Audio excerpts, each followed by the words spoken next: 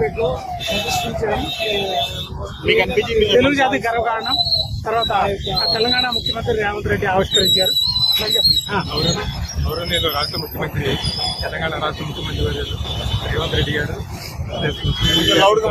శాసనసభ్యులు నవీన్ యాదవ్ గారు, మరి ఇతర పెద్దలు, ప్రముఖులు, వీళ్ళందరికీ నమస్కారాలు.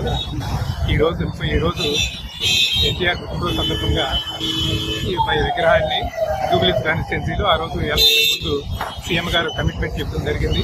ఎలక్షన్లో మేము సపోర్ట్ చేసి కాన్స్టిట్యున్సీలో కాంగ్రెస్ పార్టీని గెలిపిస్తే నేను ఎన్టీ రామారావు విగ్రహం పెడతాను నాకు అభ్యర్థులు అన్నారు.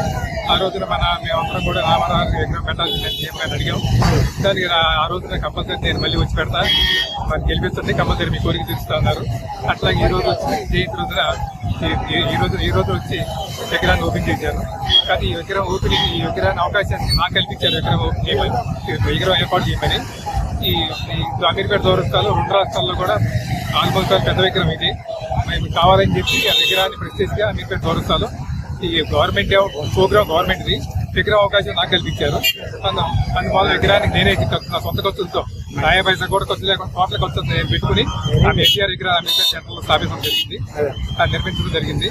దానివల్ల మా కాన్స్టిట్యూన్సీ ప్రజలు సీఎం గారు కూడా ఈ రోజు వచ్చి ఓపెన్ చేశారు. అందరికీ ధన్యవాదాలు.